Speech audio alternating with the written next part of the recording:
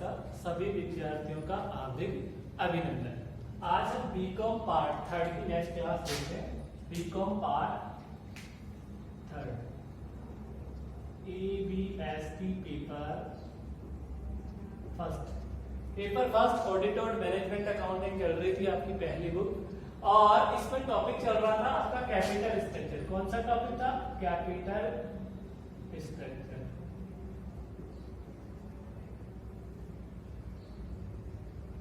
पूंजी संरचना।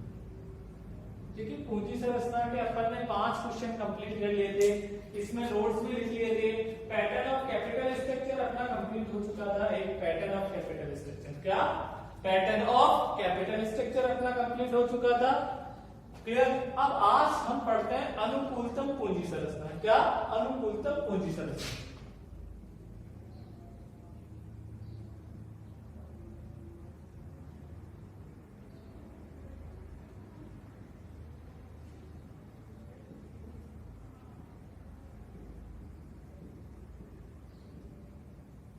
देखिए अनुकूलतम पूंजी, ऑप्टिमम कैपिटल स्ट्रक्चर, ये क्या होता है? अनुकूलतम पूंजी। यह एक ऐसा मिश्रण है जिसमें संस्था की पूंजी की लागत तो क्या होती है? न्यूनतम, और संस्था के अंशों का मूल्य क्या होता है? अधिकतम। क्या बोला मैंने? इसे देखिए अनुकूलतम पूंजी संरचना, यह एक ऐसा मिश्रण है जिसके तहत संस्था की पूंजी की लागत तो न्यूनतम प्लस संस्था के अंशों का मूल्य क्या होता है? अधिकतम होता है। देखिए यह एक ऐसा मिश्रण है जो संस्था की पूंजी की लागत को न्यूनतम तथा अंशों के मूल्य को अधिकतम बनाता है। वही क्या होगा? अनुकूलतम पूंजी। इसे संतुलित पूंजी संरचना के नाम से भी जाना जाता है। किस नाम से जाना जाता है? संतुलित पूंजी संरचना के नाम से जाना जाता है। ठीक है, अंशों के मूल्य को अधिकतम बनाता है और इसे संतुलित पूंजी संरचना के नाम से भी जाना जाता है। देखिए डैट इसका फॉर्मेट होता है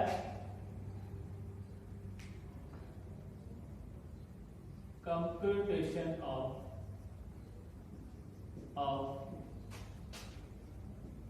composite cost of capital. Composite cost of capital.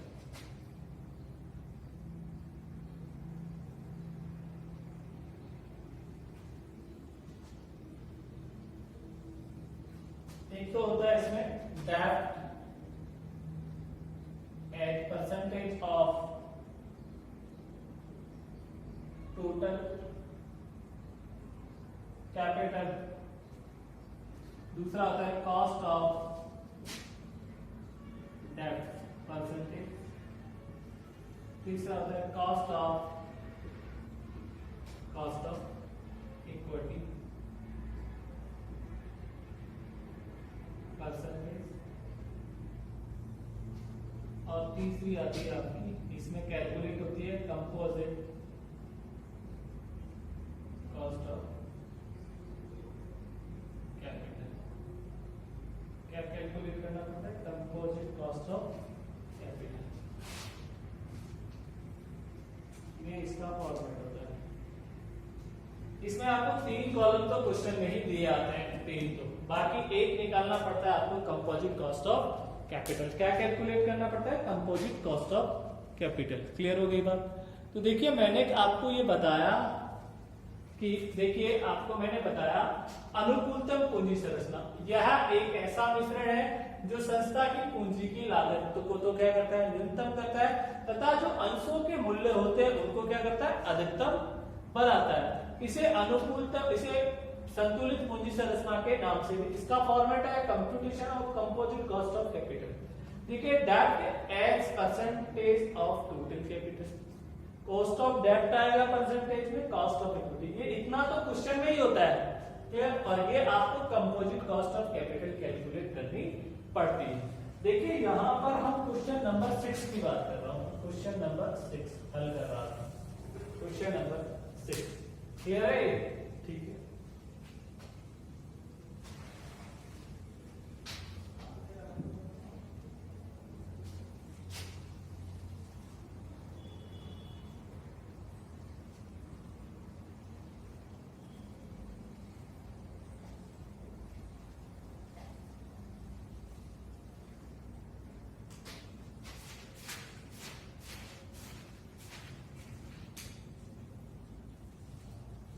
ये दे रखा है 0, 0, 10, 20, 30, 40, 50, 20।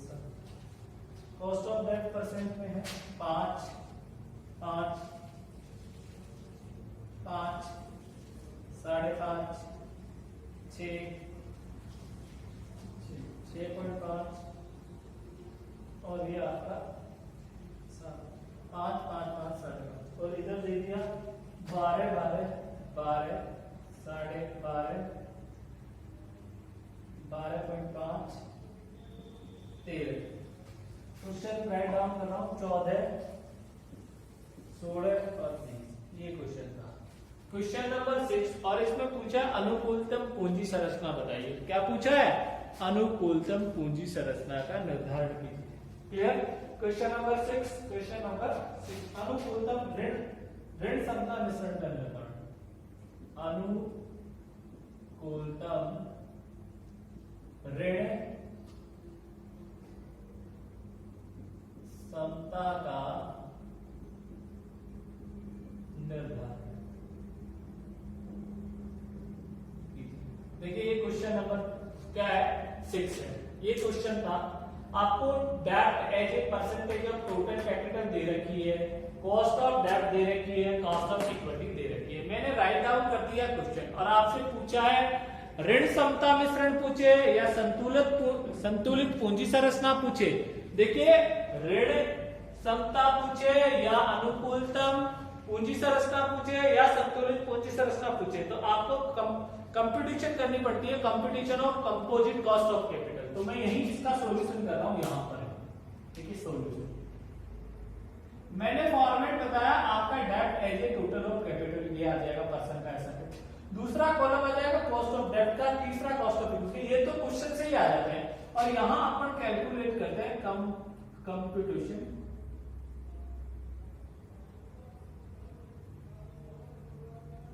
Of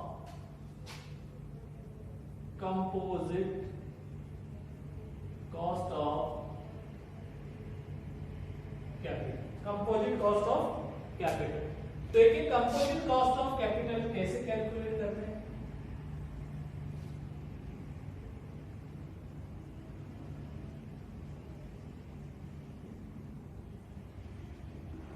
composite cost of capital. अब देखिए ये 0, तो मैंने यहां लिखा 0 इंटू ये क्या आ गया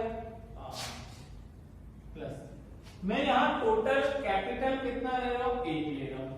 तो अगर 1 में से 0 गया तो बचा कितना? 1। तो 1 किसका बचा? 1 तो डेप्ट का हो जाएगा, डेप्ट का 1 0 हो गया तो बाकी बचेगा वो मिश्रण किसका होगा? इक्विटी का होगा। तो 1 इंटू 12 इक्वल टू 12। क्लियर?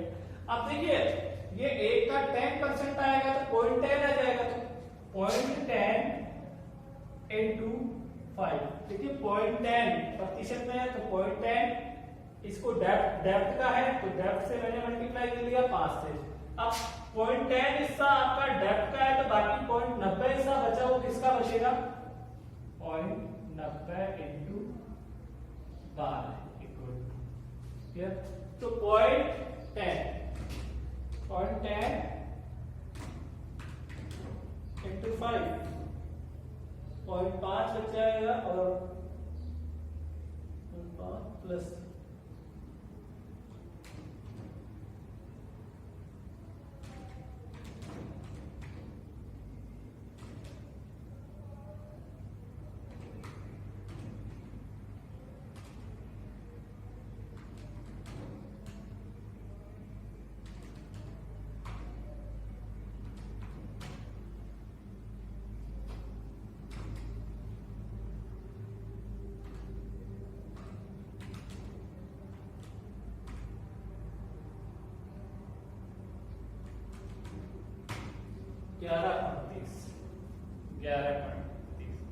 फिर कर लेंगे 0.20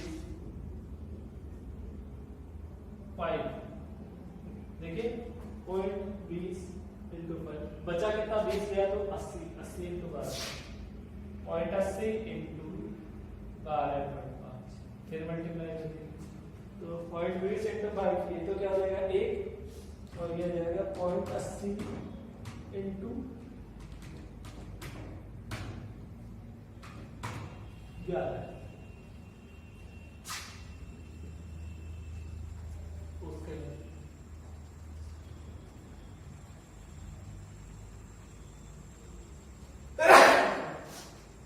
30 0.30 into 8.5 प्लस 0.70 into 13 देखिए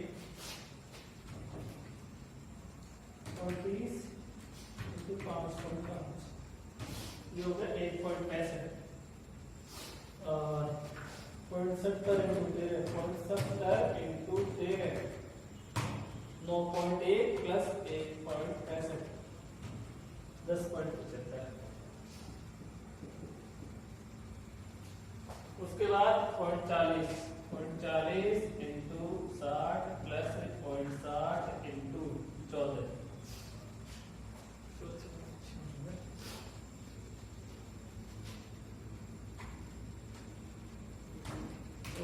into प्लस क्या आ जाएगा 10.80 उसके बाद देखिए 5.50 into 6.5 प्लस 0.50 into 16 और लास्ट वाला हो जाएगा 0.60 into 7 प्लस 0.40 into 30 तो देखिए 8 और 0.50 into 6.5 0.50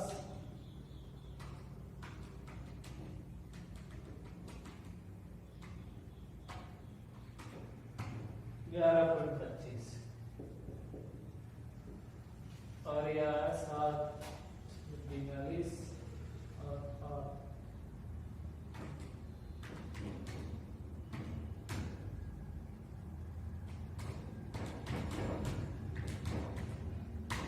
प्लस 12। आप देखिए इस क्वेश्चन में आपसे क्या पूछा कौन सा ये वाली चीज अनुकूलतम ऋण समता मिश्रण। तो देखिए आपको क्या कैलकुलेट किया आपने composite cost of capital calculate की। अब इस कंपोजिट कॉस्ट ऑफ कैपिटल में देखो ये सबसे कम लागत किसकी आई तो देखिए 12 है 11.5 है 11 है 10.75 है 10.80 11.25 और 12 तो सबसे कम जो लागत आई वो आ रही है आपकी कौन सी 10.75। तो आपका अनुकूलतम ऋण समता अनुपात देखिए 10.75 में कितना है तो 30:70 आएगा। ये आपका अनुकूलतम ऋण मिश्रण अनुपात कहलाएगा, ऋण समता अनुपात। कितना आएगा? 30:70। क्लियर? तो ये आपका फाइनल आंसर हो गया किसमें? संतुलित पूंजी संरचना या अनुकूलतम पूंजी संरचना में। क्लियर हो गई बात? ये तो आपका कौन सा क्वेश्चन हो गया? 6 क्वेश्चन हो गया। अब देखिए 7 नंबर का क्वेश्चन देखिए।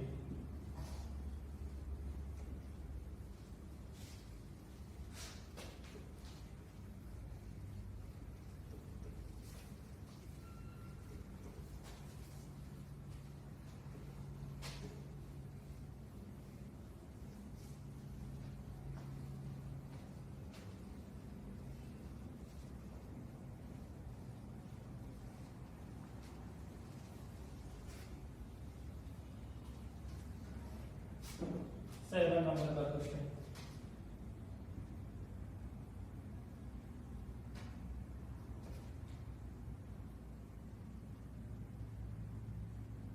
देखिए एम लिमिटेड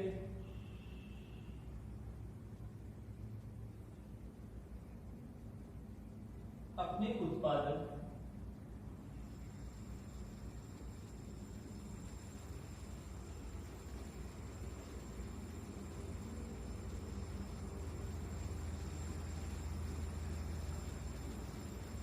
सुविधाओं का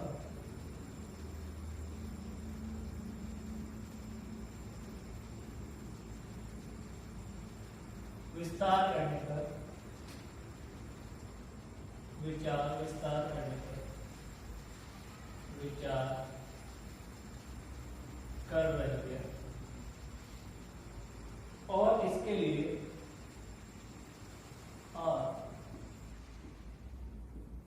इसके लिए 50 लाख रुपए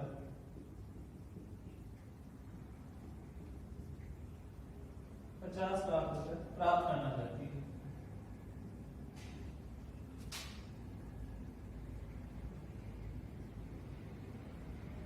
कितने लाख रुपए? 50 लाख। विकल्प निम्न है, विकल्प निम्न है।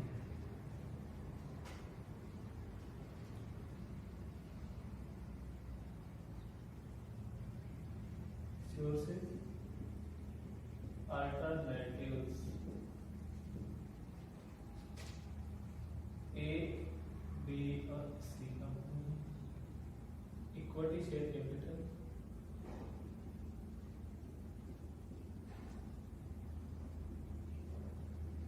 $50, $20, $10 इन RS lakh.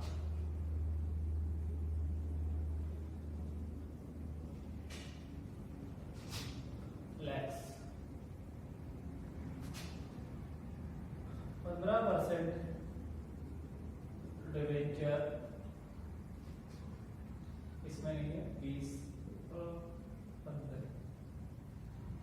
16% preference,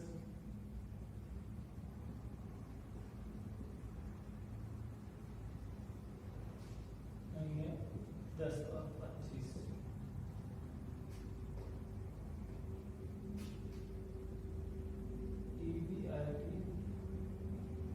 equal to 25% on investment.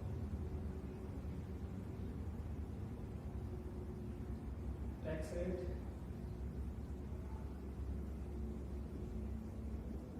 40%.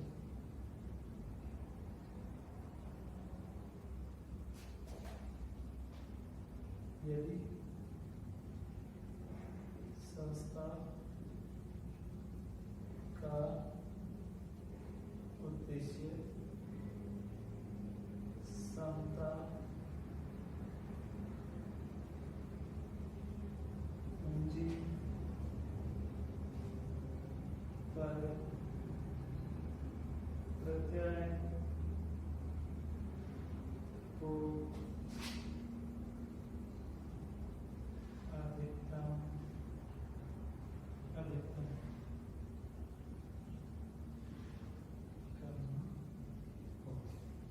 देखिए क्वेश्चन नंबर 7 की बात कर रहे हैं। क्वेश्चन नंबर 7 और क्वेश्चन नंबर 7 क्या कह रहा है? क्वेश्चन नंबर 7 ये कह रहा है एम लिमिटेड अपनी उत्पादन सुविधाओं का विस्तार करने पर विचार कर रही है और उसके लिए 50 लाख रुपए प्राप्त करना चाहती है। भाई वो अपने व्यापार को बढ़ाना चाह रही है और बढ़ाना चाह रही है तो उसको कितने रुपए चाहिए? 50 लाख रुपए चाहिए। तो इन्होंने कहा ये तो सोर्स है पैसे प्राप्त करने के और ये अल्टरनेटिव है कि ए, बी और सी। तो ये कह रहा है इक्विटी शेयर 50 पूरे के पूरे, ए है अल्टरनेटिव, उसमें ए पूरा 50 लाख किससे लेगी? इक्विटी शेयर से। बी में क्या है? 20 लाख रुपए तो वो किससे लेंगे? इक्विटी शेयर से। 20 लाख किससे लेंगे? डिबेंचर से। और 10 लाख किससे लेंगे? प्रेफरेंस शेयर कैपिटल से।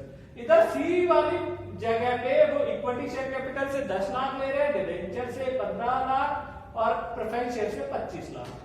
तो ये कह रहा है यदि इन्होंने पूछा ईबीआईटी, ये कहा कि earning before interest and tax है वो जो भी विनियोग राशि है विस्तार पर जो भी पैसा आएगा उसका वो कितना परसेंट होगा?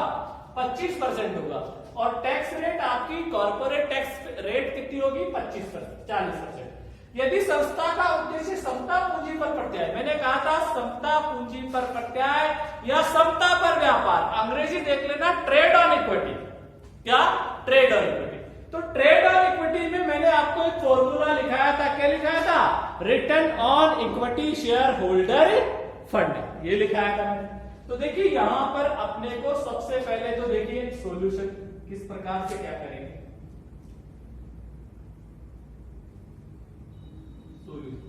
देखिए ए है एक आपकी क्या है? बी और एक आपकी क्या है? सी अल्टरनेटिव।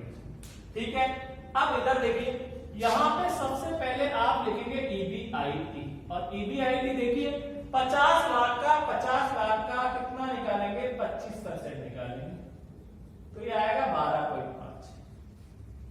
कितना आएगा? 12.5। तो ये लो, ये इसका भी 12.5, इसका भी 12.5 और इसका भी 12.5। अब इसमें से लेस करेंगे, देखिए इंटरेस्ट, ब्याज।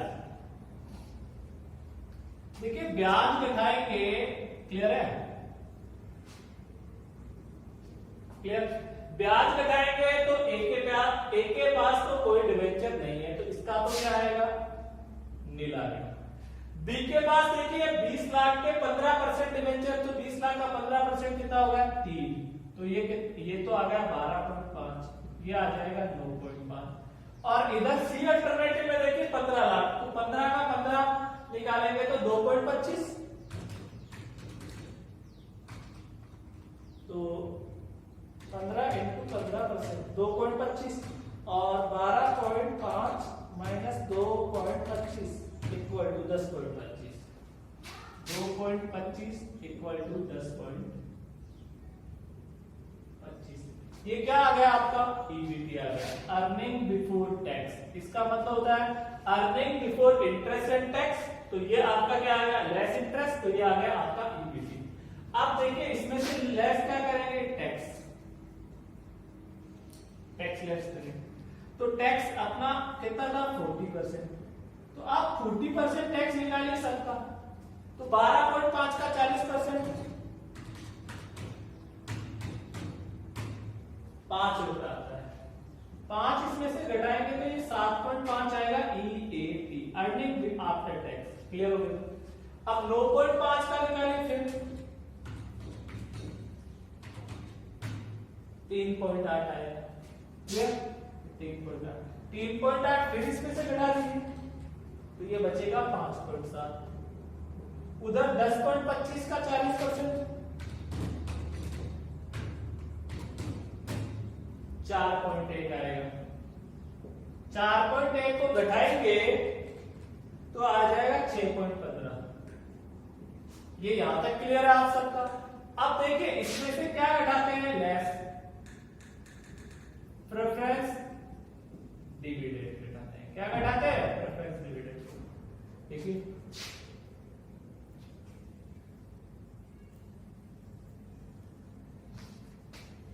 इसमें नहीं था, देखिए इसमें नहीं है प्रेफरेंस, इसमें 10 का 16%, तो ये 1.6 आएगा। और इधर 25 का 16% 4, 1.15 आएगा, ये 1 और ये 4.1 आएगा और ये 7.5 आएगा। क्लियर? तो ये आ गया आपका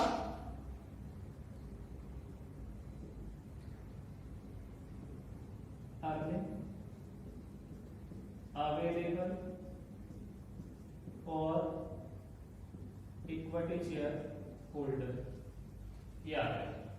clear? Earning available for equity share holder. अब अपना देखिए फॉर्मूला था trade return on equity share holder fund. क्या फॉर्मूला था? मैंने बताया था earning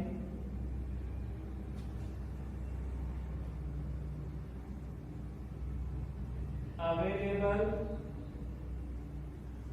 for equity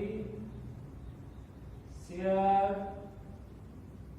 holder into 100 बटा इक्विटी शेयर होल्डर फंड।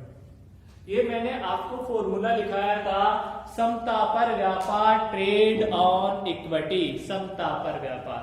और समता पर व्यापार ट्रेड ऑन इक्विटी का मतलब बताया ना मैंने कि जब एक कंपनी ऋण समता अंश पूंजी के साथ साथ ऋण पूंजी से भी व्यापार प्रारंभ करती है तो उसे समता पर प्रत्याय या समता पर व्यापार कहते हैं, ट्रेड ऑन इक्विटी कहते हैं। और मैंने ये भी बताया था कि ट्रेड ऑन इक्विटी समता पर प्रत्याय दो प्रकार का होता है, अल्प समता पर प्रत्याय और उच्च समता पर प्रत्याय। अल्प समता पर प्रत्याय का मतलब होता है जिसमें इक्विटी शेयर तो कम होती है और ऋण पूंजी उसकी क्या होती है, अधिक होती है, तो वो कहलाता है कंपनी का अल्प समता पर व्यापार। अब बात आ रही है उच्च समता पर व्यापार। तो उच्च समता पर व्यापार में मैंने बताया था कि समता अंश पूंजी तो कंपनी की क्या होगी, अधिक होगी, लेकिन ऋण पूंजी कंपनी की क्या होगी रे, कम होगी। तो देखिए अब यहां पर देखिए ए का कैलकुलेट करते हैं। तो ए का कितना है, ये 7.5 है इंटू 100। ट्रेड और इक्विटी शेयर होल्डर फंड केवल इक्विटी शेयर कैपिटल है तो ये कितना आ जाएगा 50। तो इसका देखिए 7.5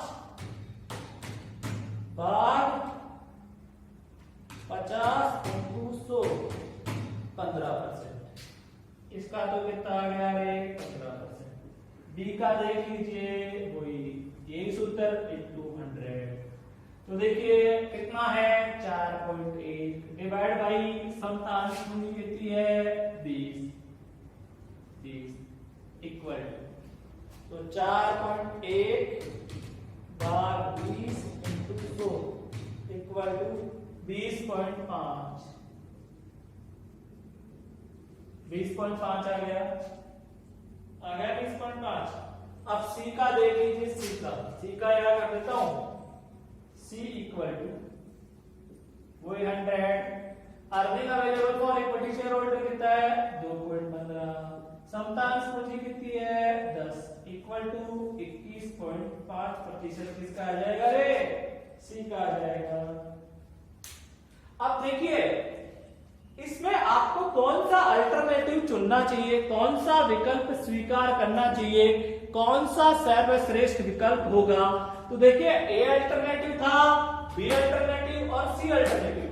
जिसका return on equity share holder fund सबसे ज्यादा आता है, देखिए ए का कितना है 15%, सी बी का कितना है 20.5 और सी का कितना है 21.5।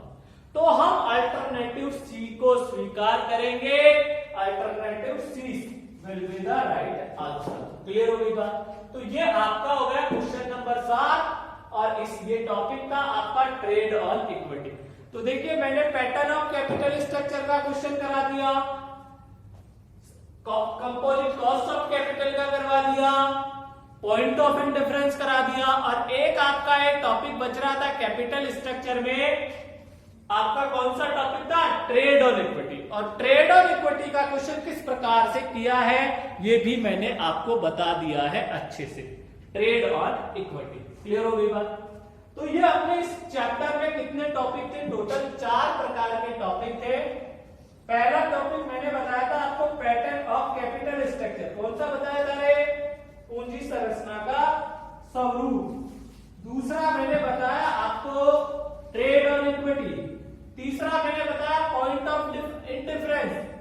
और चौथा टॉपिक मैंने आज पढ़ा दिया आपको, क्या पढ़ाया आपको, पढ़ाया मैंने कंपोजिट कॉस्ट ऑफ कैपिटल, अनुकूलतम पूंजी संरचना या संतुलित पूंजी संरचना। तो देखिए इसके मैंने कितने क्वेश्चन करा दिए, क्वेश्चन करा दिए आपको कितने, 7। तो देखिए क्वेश्चन नंबर 8, 9, 10 और 11 आपको हल करने हैं। स्वयं हल करें। कोई भी किसी भी प्रकार की समस्या है तो वो पूछे, जो नेक्स्ट क्लास होगी उसमें आपको मैं और समझा दूंगा। आप क्वेश्चन नंबर 8, 9, 10, 11 की निकालने की कोशिश करें। आप अगर जो भी मैंने क्वेश्चन कराए उस पैटर्न के आधार पर आप उन क्वेश्चन को हल करेंगे और इन क्वेश्चंस को भी निकालने की कोशिश करेंगे तो 100% आपको सफलता मिलेगी। क्लियर हो गई बात। तो ये क्वेश्चन नंबर 8, 9, 10, 11 आपको स्वयं हल कर रहे हैं। अब मैं आपको एक छोटा सा एग्जांपल और बताता हूं। देखिए